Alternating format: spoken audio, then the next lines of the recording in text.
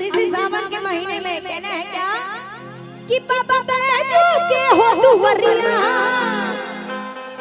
बोल बम के गुंजे जय करिया देखा कंवरिया नाचता देखा कंवरिया नाचता कि गह गह कि गह गह कि गह गह करिया देखा कंवरिया नाचता कि गह गह रे देवघर नगरिया देखा कंवरिया नाचता।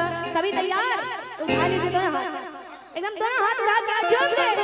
1 2 3 4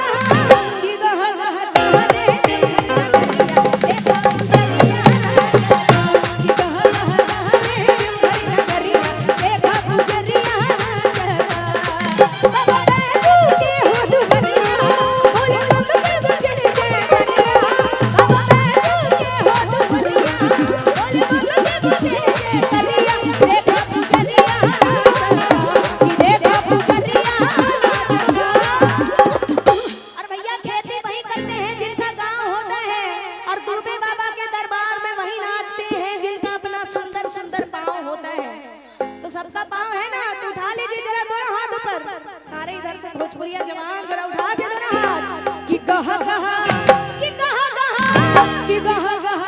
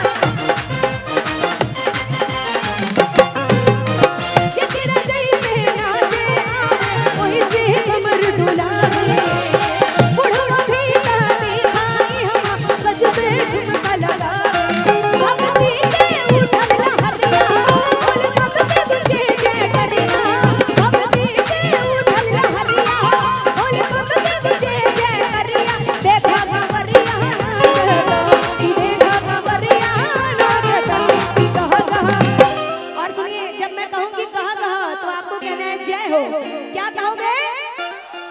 जोर से कहिए, क्या कहिएगा?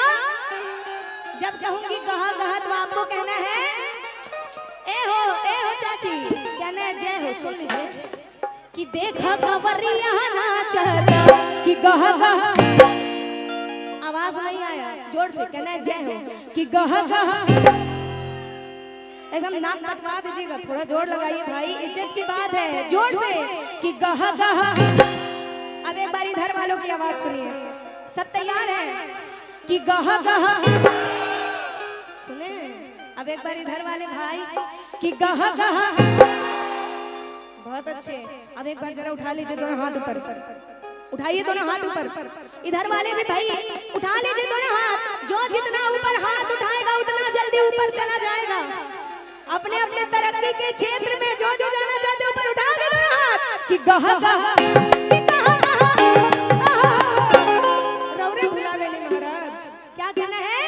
कि गह गह कि गह गह कि गह गह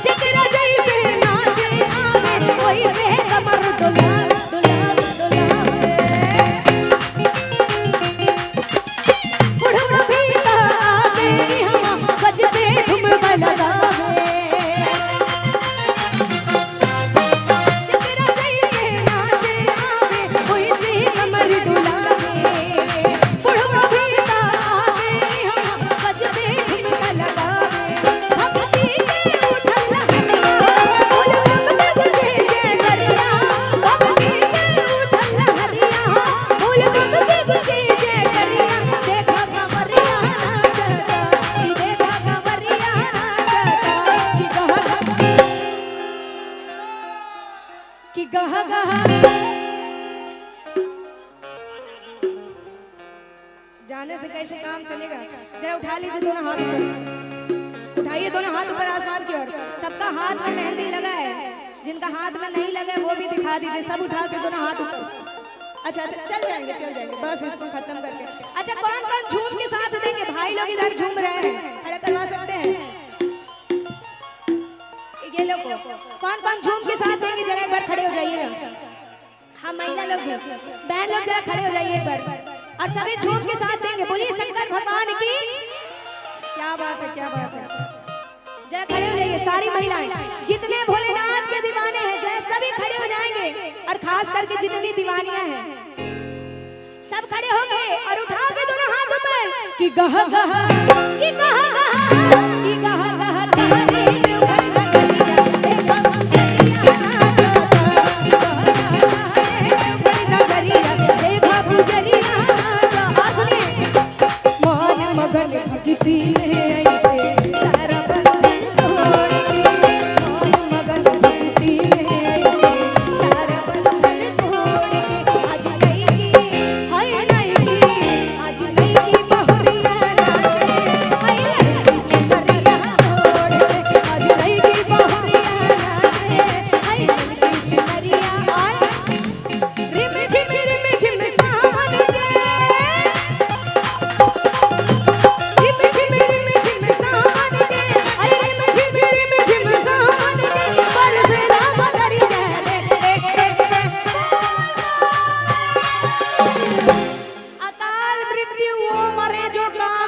चंडाल का, और काल उसका क्या बिगाड़े जो भक्त हो, जो भक्त हो महाकाल का। इधर महाकाल के कौन कौन दीवाने हैं?